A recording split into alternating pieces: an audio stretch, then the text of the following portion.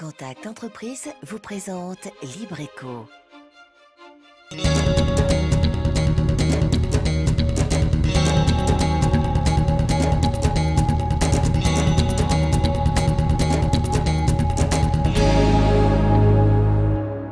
Salut à tous, c'est Libreco, comme chaque mercredi, le rendez-vous des entreprises locales. Voici donc le sommaire de ce soir. Un partenariat gagnant entre la Datex et les producteurs martiniquais. La société spécialisée dans la restauration collective et les cantines scolaires s'est engagée à proposer en priorité les produits locaux dans ses plats. La production, la consommation locale, plus qu'un gage de qualité, c'est aussi l'histoire de quelques hommes et femmes qui, à tous les échelons, se sont engagés pour favoriser l'émergence de ces filières. Sans oublier le bon plan de la semaine, les chiffres et données économiques de l'île. Vous êtes prêts? Nous aussi. Libreco, c'est parti. La Datex, qui évolue depuis plusieurs années dans le secteur de la restauration collective et des cantines scolaires en Martinique, s'est donc engagée à exploiter au maximum les filières des producteurs martiniquais. Un effort mutuel, car pour y parvenir, ces producteurs rivalisent d'ingéniosité. Anne-Sophie Bélanger avec François Brigitte et Mathias Delem. Ragoût de porc, purée d'igname, un repas simple mais aux saveurs locales, destiné à combler l'appétit féroce de 13 000 enfants en Martinique. Si ça stimule dans les cantines, ça crée aussi l'effervescence dans la cuisine centrale de la Datex. Pourtant, on n'oublie pas le leitmotiv, le menu du jour à base de produits locaux. C'est important pour nos enfants, pourquoi? Parce que nous sommes dans un pays, la Martinique bien entendu, où je pense qu'il faut quand même habituer les enfants à manger vraiment des produits, ce qu'on appelle des produits endogènes. Il faut faire travailler aussi nos petits agriculteurs pour qu'ils puissent quand même s'en sortir et que nous aussi, nos enfants aussi en profitent de ces produits, ce qu'on appelle les produits endogènes. Aujourd'hui, autour de la table, des producteurs locaux réunis pour la signature d'une convention de principe. La Datex s'engage en effet à favoriser l'approvisionnement local, les producteurs, eux, à respecter des cahiers des charges de qualité. Ce message s'adresse donc aux parents qui donc sont soucieux donc de la qualité des produits qu'on leur met à disposition de leurs enfants, pour leur dire que, plus on se rapproche donc, des circuits courts, on se rapproche donc, des producteurs vers donc, les consommateurs, on aura donc des produits dont on sera sûr de l'origine et de la qualité. Mais pour pénétrer le marché de la restauration collective, il ne suffit pas de brandir l'étiquette locale, la fraîcheur, la qualité. Ces producteurs ont dû s'adapter. La Tivolienne, par exemple, a élaboré une recette de ses confitures moins sucrées. Le marché de la Datex, c'est donc l'occasion d'innover et davantage de pénétrer un cercle vertueux. Plus que l'innovation, l'engagement donc réalisé avec Datex nous permet d'envisager un accroissement des volumes, par conséquent une diminution du coût de production. Nous pourrions envisager de mettre en place un conditionnement particulier individuel donc, pour les enfants, ce même conditionnement qui pourrait s'adresser à un autre marché qui est le marché touristique qui aujourd'hui n'est pas suffisant pour que nous réalisions ces investissements. Ce producteur 2 a lui aussi développé de nouveaux produits spécialisés pour les collectivités. Ces nouveaux conditionnements ou encore les œufs durs, l'objectif, diversifier les segments de marché de cette entreprise dépendant à près de 85% de la grande distribution. C'est intéressant parce que ça permet de nous démarquer, de nous diversifier, de ne pas rester sur un seul métier. Aujourd'hui, pour nous, c'est une réelle opportunité de travailler avec la collectivité et de plus en plus, parce que c'est des produits qu'on ne pourrait pas proposer à la grande distribution. Mais c'est important aussi pour une entreprise de diversifier son marché et ne pas avoir qu'un seul type de clientèle. Mais une barrière persiste parfois, la différence de prix entre produits locaux et importés. La Datex, elle, ne peut dépasser le seuil de 62% d'approvisionnement local pour préserver son équilibre financier. Mais elle estime aussi que cet écart pourrait être gommé à une condition, développer les volumes. Plus ils auront de commandes, plus ils auront des gains de productivité, plus ils seront concurrentiels sur les prix au regard des prix de l'importation et plus ils auront de la place sur le marché local. est très important. C'est que la Martinique, c'est 400 000 habitants, c'est la ville de Nantes. Donc l'industrie a besoin véritablement de toutes ces ressources de marché pour pouvoir trouver une productivité et un équilibre de gestion et un équilibre de prix. Or, la Datex représente à peine un tiers du marché de la restauration collective. 80 000 couverts chaque jour. On estime que rien qu'en viande, ce marché pourrait absorber 1,2 million de tonnes de viande locale. Le porc, par exemple, est aujourd'hui sous-exploité, bien qu'il ait réussi à gommer l'écart de prix avec les produits importés. Les filières existent donc, mais elles doivent aussi être optimisées. Nous avons gommé pratiquement, notamment en production porcine, les écarts de coûts qui existent entre la production locale et la production importée.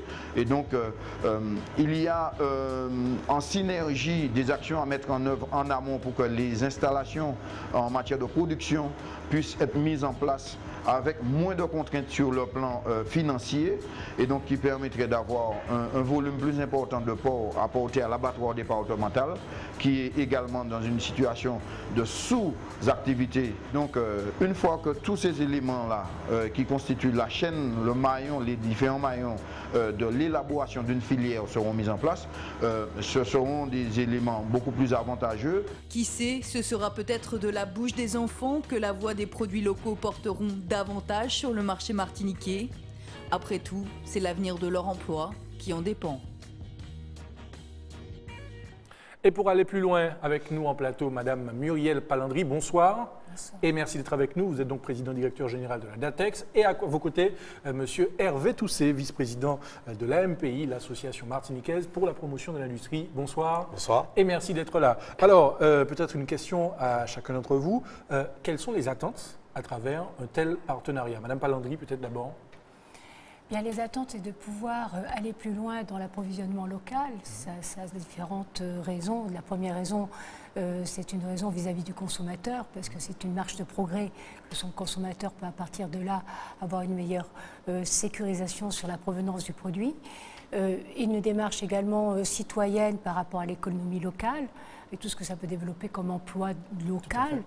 Une démarche également vis-à-vis de l'économie durable, du développement durable, puisque plus on raccourcit la chaîne alimentaire, plus on fait des économies de carburant et on évite les effets d'émissions de CO2 et à effet de serre. Donc, et on est dans un schéma de recherche d'autosuffisance alimentaire. Donc il y a beaucoup de raisons qui font qu'aujourd'hui, on a véritablement intérêt à pouvoir faire ce choix d'achat de proximité. Des attentes qui se situent à quel niveau pour les producteurs locaux? Vous savez, la production locale, on est en permanence en conquête de nouveaux marchés. La restauration collective, je crois, c'est 80 000 repas quotidiens. Et je ne pense pas que nous les ayons atteints et il faudrait que 100% de ces repas soient composés de produits locaux. Alors, par les temps qui courent, chacun est très regardant, dirons-nous, sur la provenance des produits. Alors, comment la traçabilité de certains produits est-elle assurée ? Alors, déjà à notre niveau, nous faisons des contrôles réception, mais je pense que c'est plus peut-être à l'industriel d'expliquer quel est son plan sanitaire. L'avantage de la production locale, c'est que nous travaillons en permanence de la production agricole ou animale et nous transformons directement ces produits. Nous importons très peu de produits venus d'ailleurs et l'actualité nous a montré que plus on se rapproche de la production locale, plus on certifie donc l'origine des produits. Cela vous permet d'avoir une meilleure maîtrise, une meilleure visibilité en tout cas. Tout à fait. Nous avons donc des liens directs avec les producteurs locaux, agriculteurs, éleveurs, et nous transformons donc les produits qu'ils nous distribuent quotidiennement. Alors, une question qui nous intéresse tous, parents, en termes d'hygiène et de sécurité alimentaire, quels efforts sont menés ? Vous avez vu les images tout à l'heure. Nous n'avons rien à envier aux grandes entreprises multinationales. Les travaux donc, en matière d'hygiène sont quotidiens Et nous sommes d'ailleurs contrôlés, comme n'importe quelle entreprise. Il ne s'agit pas, c'est pas du travail, je dirais, comme on dit, en bas-feuille. Nous sommes contrôlés quotidiennement par les services de l'État et nous respectons donc ces conditions d'hygiène. Alors, la question du goût est souvent mise en avant quand on échange avec les enfants, évidemment, et surtout leurs parents. Est-ce que valorisation des produits locaux rime avec effort et suivi de la préparation? Le travail qui est fait, alors c'est pour ça que le marché de la restauration des enfants nous intéresse énormément, puisqu'il y a une éducation alimentaire qui est faite dès le plus jeune âge. Et, on va parler de cet aspect tout à l'heure, d'ailleurs, l'éducation nutritionnelle. Mais c'est très important que les enfants apprécient les produits locaux. Et par ailleurs, nous aussi, nous adaptons aussi nos recettes par rapport à ça. Et on en parlera avec les problèmes du sucre et des dates limites de consommation. Parce que je suppose que ça fait partie des retours que vos équipes ont sur le terrain auprès des enfants, cette question du coût. Et justement, quand on leur propose des produits locaux, est-ce qu'il y a des efforts particuliers menés à ce niveau? Alors, l'enfant n'est pas toujours facile dans l'approche du produit qu'il aime. Il n'aime pas obligatoirement les produits qu'on aimerait qu'il aime. Pour autant, on le prend très jeune parce qu'on parle de l'enfant, mais on a aussi à l'âge de la crèche. Donc le goût, c'est quelque chose qui s'éduque. C'est quelque chose qu'il faut prendre très petit et reprendre peut-être à la base. Les produits locaux peuvent être mis dès le plus jeune âge à disposition des enfants et à partir de là, amener l'enfant à retrouver les goûts d'antan, en quelque sorte. Bon, et le fait aussi d'avoir un produit de qualité, de proximité, de fraîcheur, parce que qui dit des produits locaux dit des produits récents avec des DLC courtes, on a à la base des produits de meilleure qualité. Quand vous prenez un porc local ou un porc d'importation, obligatoirement, on n'a pas le même goût dans la matière finie. Alors, Madame Palandri, ça m'amène tout naturellement à mon prochain point économique, puisque vous parlez de fraîcheur, qualité, on insiste dessus. Le fait de privilégier la production locale, est-ce que cela a un impact sur les coûts pour vous et au niveau de la gestion, évidemment? Alors, évidemment, nous, à part quelques produits comme le porc qui a réussi à lisser les prix par rapport à des produits d'importation, les produits locaux sont encore plus chers que les produits d'importation dans beaucoup de rubriques. Pour autant, les choses, c'est un peu la raison d'ailleurs de ces volontés d'émission et de communication, c'est que nous sommes bien persuadés que si l'ensemble du marché de la collectivité et l'ensemble des opérateurs commerciaux en général faisait que l'approvisionnement restait de plus en plus local, les industriels, les agriculteurs et les éleveurs trouveraient des économies d'échelle dans leur production et arriveraient à baisser ce coût de vente de leurs produits. Donc il est très important pour que, si vous voulez, c'est le cercle vertueux ou le cercle infernal. Et il faut partir dans le cercle vertueux. En tout cas, il s'agit d'un challenge, en tout cas pour les producteurs locaux. Quels sont les retours que vous avez sur le terrain, vous qui êtes au contact de nos producteurs? Les producteurs sont satisfaits. D'ailleurs, nous avons signé récemment une charte avec la Datex. Les producteurs attendaient cet élément qui est un engagement mutuel, d'une part de fourniture de produits et d'autre part d'achat de ces produits, ce qui nous permet de programmer nos productions et d'avoir une visibilité sur au moins une année qui nous permet de réaliser des investissements, de faire de l'innovation, on y est encore, sur les recettes que nous fabriquons. Alors, puisque vous parlez de visibilité et d'innovation, il est important de rappeler qu'au-delà de la volonté et de la démarche dans laquelle vous êtes engagé, il y a un cadre réglementaire dans lequel vous évoluez, Madame Palandri. Alors, si vous voulez, il s'est passé deux choses. Il y a déjà eu les mouvements du collectif de 2009 qui ont demandé, dans leurs nombreuses revendications, qu'il y ait une part plus importante des produits locaux dans la restauration scolaire et une diminution d'ailleurs également de la part parentale à la restauration scolaire. L'État a entendu cette demande puisqu'ils ont d'une part augmenté la PARS, qui est la prestation à l'aide à la restauration. Il y a une augmentation de 20%, somme qui est reçue par les allocations familiales et reversée aux collectivités. Donc on a eu un 0,34 centimes d'augmentation, 17% étant destinés à baisser le coût de la participation par an et 17 centimes pour permettre justement cette pénétration de produits locaux dans l'alimentation de la restauration. Et puis deuxièmement, c'est la loi de la modernisation de l'agriculture et de la pêche qui demande spécifiquement que soit favorisé l'approvisionnement en circuit court. Circuit court, c'est-à-dire de la fourche à la fourchette, comme on dit, du produit producteur-consommateur, avec le circuit le plus étroit, avec peu d'intervenants entre la production et la consommation. Et la consommation. Alors, la production, la consommation locale, plus qu'un gage de qualité, c'est aussi l'histoire de quelques hommes et femmes qui, à tous les échelons, se sont engagés pour favoriser l'émergence de ces filières. Alors, les enjeux sont énormes sur un marché étroit comme le nôtre, où les débouchés pour les entreprises sont moindres, où des emplois en dépendent. Regardez. Une petite cuillère par-ci, une petite cuillère par-là. Ne vous y méprenez pas, Yvette n'est pas une pique-assiette, elle fait juste son travail. L'un des métiers les plus enviés du monde, du moins pour les gourmands, goûteuse. La saveur, c'est bon. Il n'en manque de rien, il y a du sel, du miam, la purée du miam. Pour du tiroir, c'est bien parce que ça apprend aux petits à manger les racines, tout ce qu'on a de locaux. Mais si Yvette prend son travail très au sérieux, c'est aussi pour des motifs qui lui sont personnels. J'ai des petits-enfants qui mangent à la cantine, ils aiment très bien manger. Au contraire, il fait la publicité pour mamie. Mamie Yvette, c'est elle qui fait le repas, c'est bon, si c'est pas bon. Dit mamie en entrant, mamie n'est pas aimée, pourquoi? Parce qu'il manque quelque chose. Bon, ben, je dis qu'en arrivant, mamie va arranger autre chose. Il y a celles qui incarnent une tradition, l'enjeu de la transmettre, et il y a ceux qui ont la responsabilité d'en perpétuer l'avenir, comme Grégory. Ce jeune vient d'être recruté. La production locale, pour lui, c'est plus qu'un emploi, mais aussi un engagement. Je suis jeune diplômé.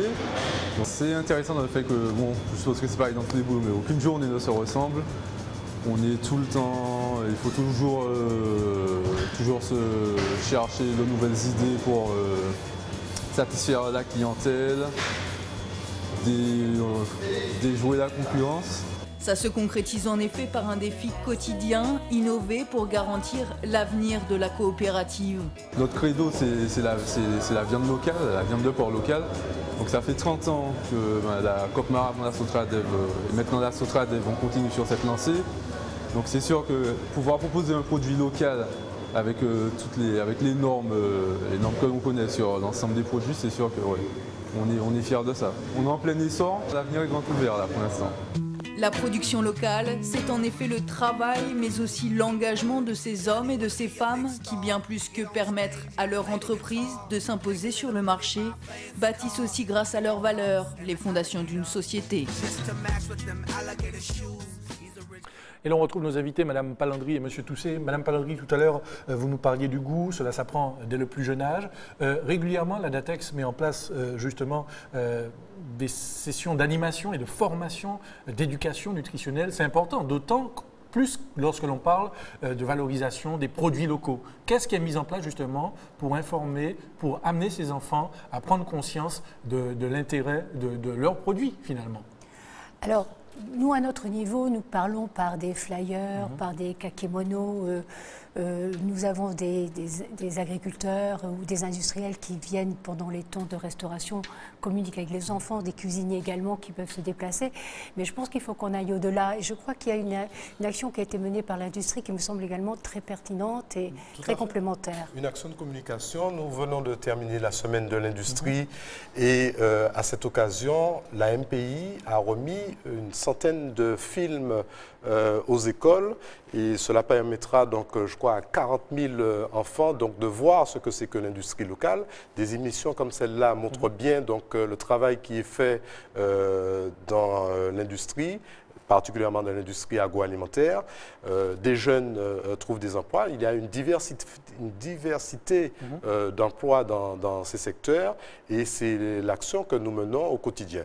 L'autre élément qu'il y a, c'est qu'à travers ce partenariat avec la DATEX, nos producteurs sont prêts à aller dans les cantines, montrer non seulement aux enfants la particularité donc, de leurs produits, mais montrer aussi au personnel qui les sert l'intérêt de travailler avec nous. Ils sont prêts à s'impliquer complètement sur le terrain. Alors, est-ce que depuis que vous avez renforcé ce partenariat, vous avez pu mesurer des retours de la part des parents, parce qu'on a beaucoup parlé des enfants, mais est-ce que vous avez pu mesurer les retours au niveau des parents? Est-ce qu'ils sont sensibilisés à cette démarche?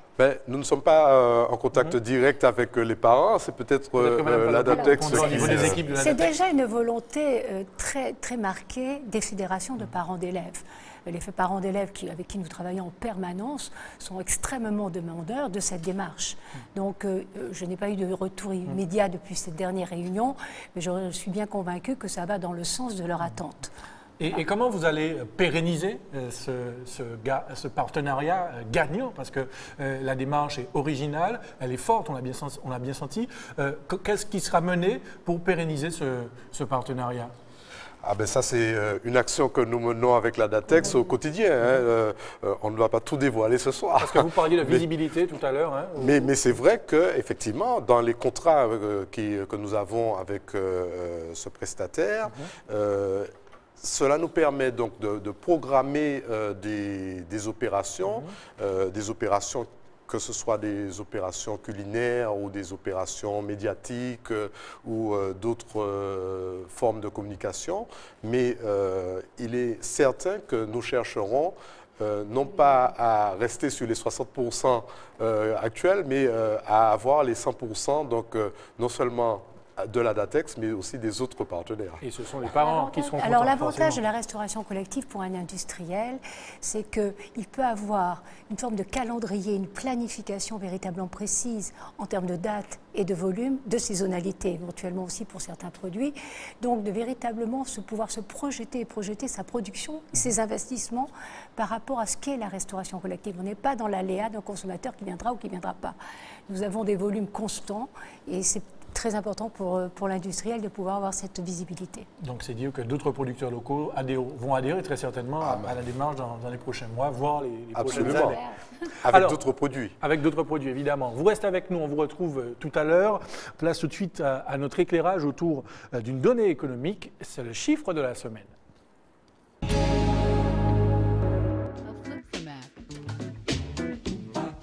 « 327 », c'est le nombre de personnes que l'association Coup de pouce a accompagné en 2012 vers la création d'une entreprise. Coup de pouce, dont Contact Entreprise est partenaire, est une association feuillalaise qui aide les personnes désireuses de créer leur entreprise.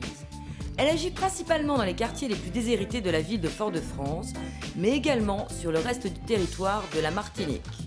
Ainsi, en 2012, 156 porteurs de projets sont issus de Fort-de-France et 82 du reste du territoire de la CACEM et 82 des autres communes. L'âge moyen du créateur qui se présente à Coup de pouce se situe entre 31 et 40 ans. Le plus jeune a 18 ans et les plus âgés 70 ans. L'association, qui est soutenue par la ville de Fort-de-France, compte maintenant mieux se faire connaître afin de toucher plus de créateurs potentiels d'entreprises sur le territoire.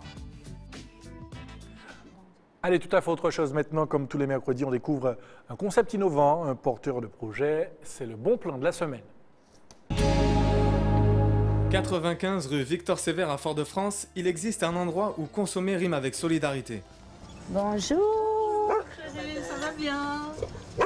On peut vous poser des petites affaires? C'est un combat que d'être femme.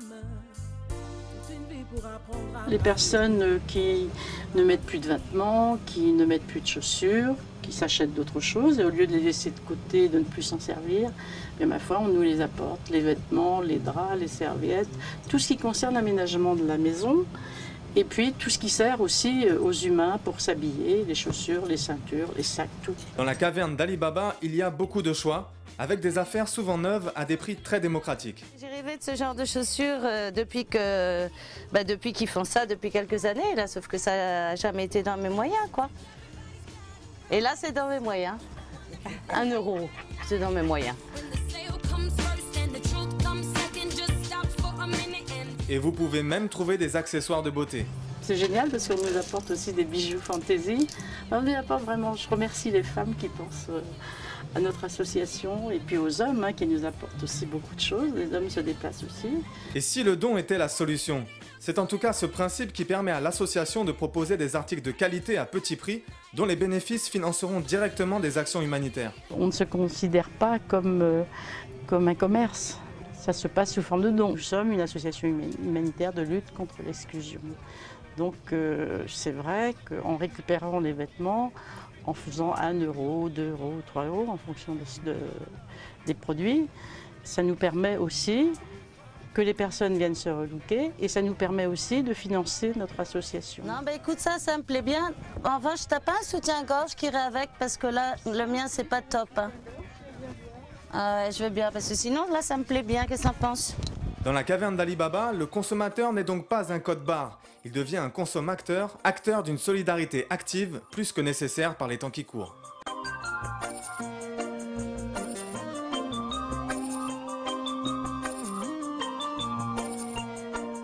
Et l'on retrouve nos invités pour le mot de la fin quasiment. Madame Palandry, on a parlé de ce travail, de longue haleine qui est mené pour favoriser, pour valoriser la production locale.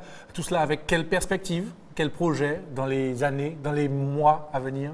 Vous savez, quand on s'est réunis le 26 février dans cette salle de l'aéroport, il y avait un grand tableau où il y avait une image de Césaire, il y avait une phrase, je me suis dit, mon Dieu, qu'elle est bien appropriée. Il disait, je la cite, « Un petit pas ensemble vaut mieux qu'un grand bond isolé ». Et je pense que c'est un peu ça l'idée, c'est-à-dire qu'un petit pas ensemble vaut mieux qu'un grand bond isolé. Et c'est réellement ce que nous mettons en œuvre aujourd'hui. Ça résume l'esprit justement de cette démarche, M. Toussé. L'enjeu pour l'association martiniquaise pour la promotion de l'industrie, c'est 140 entreprises, plus de 4500 emplois. Un quart de ces chiffres qui sont consacrés à l'industrie agroalimentaire. Je crois que le partenariat est très important. Un cap qui sera difficile à tenir peut-être, en tout cas on souhaite que... Ce ne sera pas difficile à tenir, on le tiendra. Bon, très bien. Merci en tout cas Madame Palandry, merci Monsieur Toussé d'être venu nous parler de ce partenariat gagnant et qui fera du bien évidemment à nos enfants et ce sont les parents qui seront contents évidemment. Merci beaucoup. Libreco est quasiment terminé, mais juste avant, comme chaque semaine, l'actu Contact Entreprise. Cette semaine ont eu lieu les soutenances finales des audacieuses et des audacieux, c'est-à-dire celles et ceux qui viennent de terminer leur formation à Audace Martinique. Les 17 audacieuses et audacieux qui ont présenté leur projet devant un jury de chefs d'entreprise lundi 25 et mardi 26 mars vont maintenant travailler à la réalisation effective de leur projet en s'appuyant sur le réseau des adhérents de Contact Entreprise. Voilà, en espérant que vous avez pris bonne note, Libreco est maintenant terminé. On se retrouve mercredi prochain, même heure, même antenne. En attendant, passez une excellente soirée sur ATV.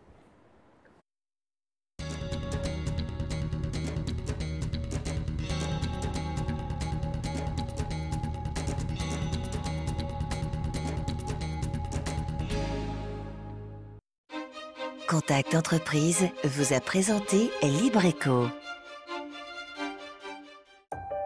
Retrouvez cette émission dès maintenant et pendant 7 jours sur atv.mq.